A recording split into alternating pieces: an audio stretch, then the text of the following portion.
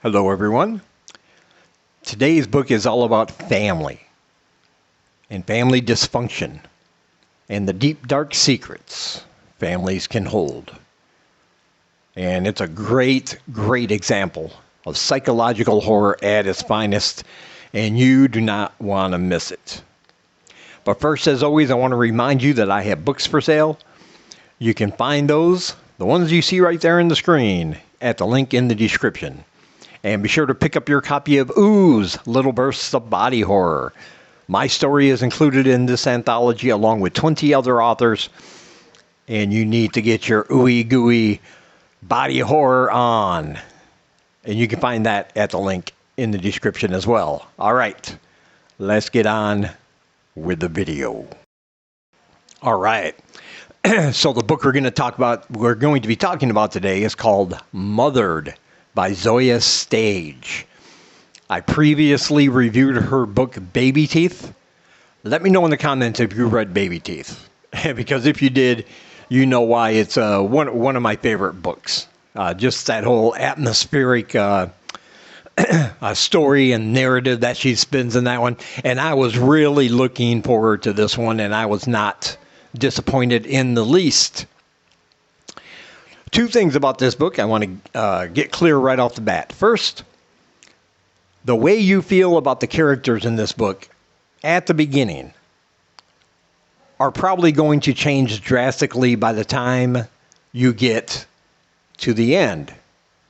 And the reason for that is because you might think you know at certain points who's the antagonist, who's the protagonist, but those perceptions are going to change as certain things are revealed and talked about throughout this book.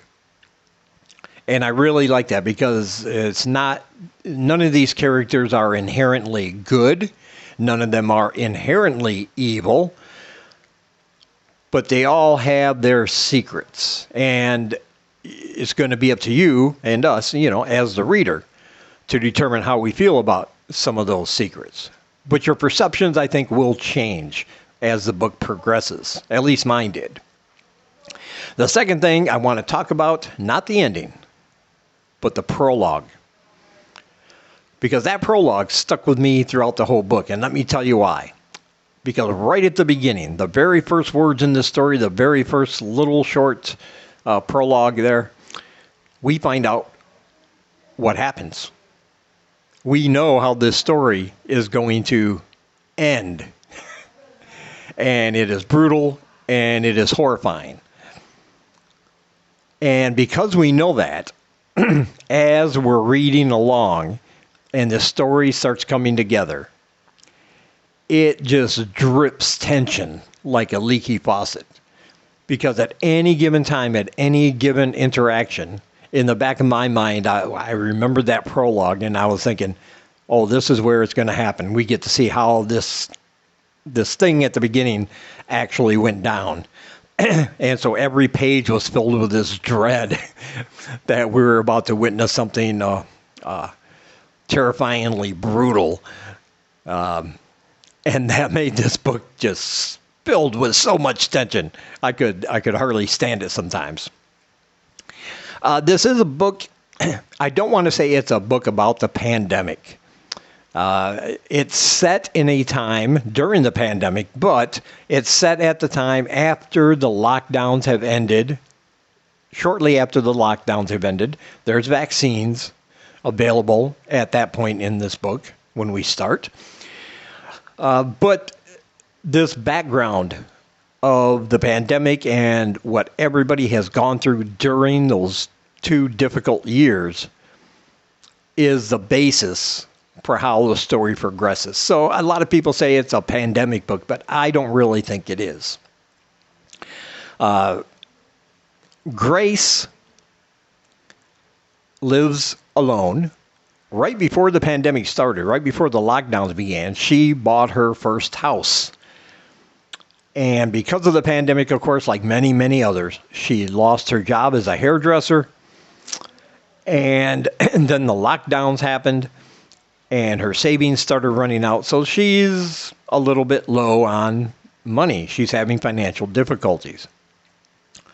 Her mother, who lives in Florida, offers to come and move in with her because her mother has enough money to make sure the mortgage is paid, buy food for the house, and things like that. And we know right away something in their relationship is off, because that would seem like a great deal. Yeah, Mom, come move in, pay my mortgage. I don't have the money to do it for much longer. I'm going to lose my first house.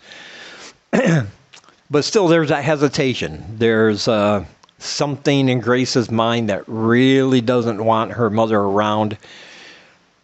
They did not have a good relationship in the past, and they didn't have a great relationship because Grace had a twin sister named Hope.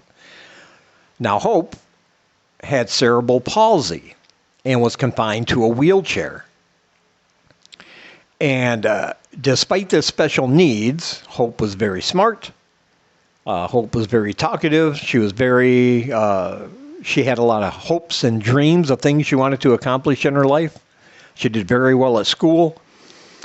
But being a single mom, their mother had to work long, arduous hours to be able to afford all the extra things that Hope needed because of her special needs. And that meant that Grace was basically left alone to take care of Hope when she was growing up, because their mother was always working. And this caused some resentment in Grace. She had to put her hopes and dreams and the things she wanted to do on the back burner to take care of her sister. She didn't mind.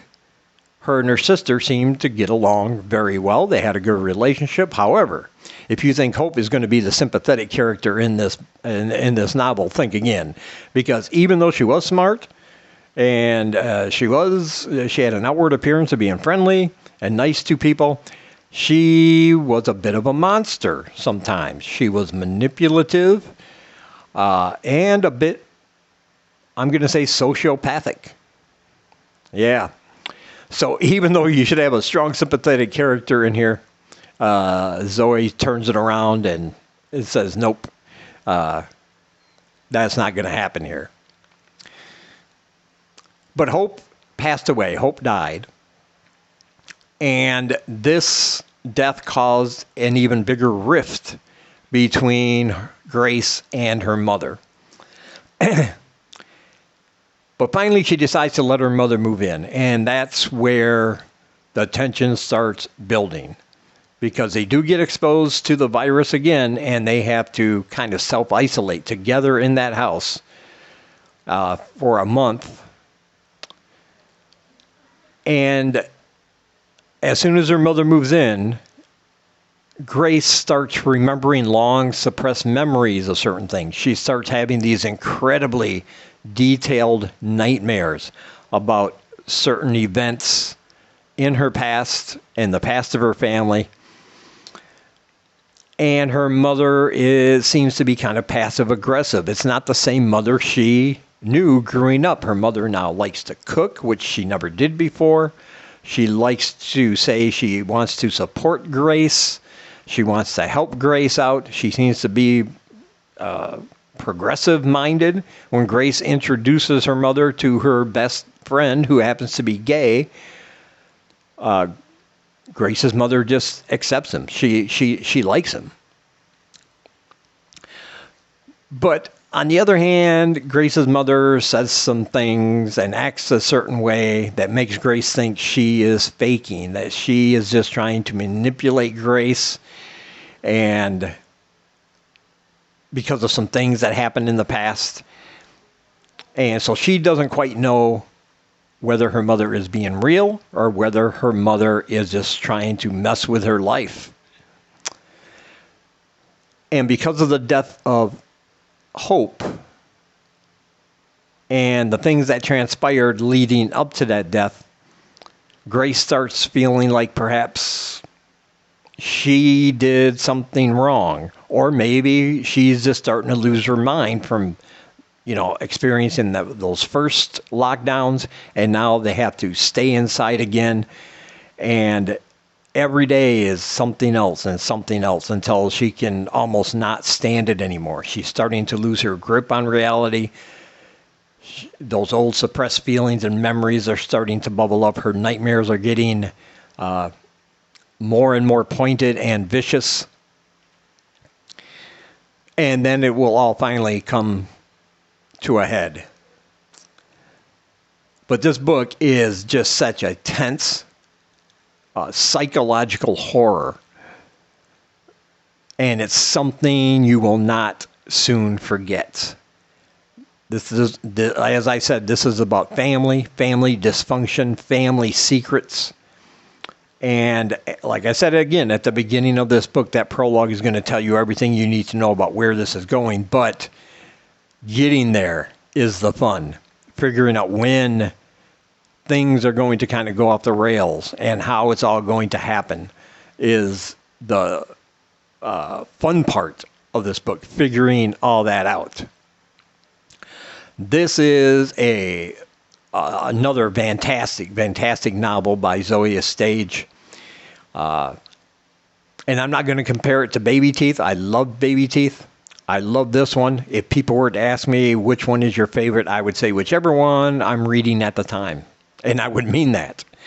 But I highly recommend this fantastic novel.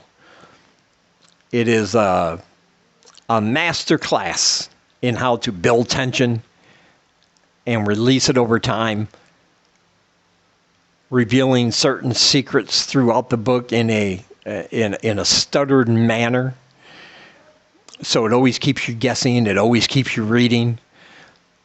It is simply amazing. And I absolutely love this book. I will leave a link down below to Amazon where you can pick up your copy of Mothered. And yeah, do that right now. As soon as this video ends, click on that link, prepare yourself, grab a drink, and go ahead and give it a read. And as always, I want to say thank you for taking some of your time, spending it here with me. I really appreciate you guys watching.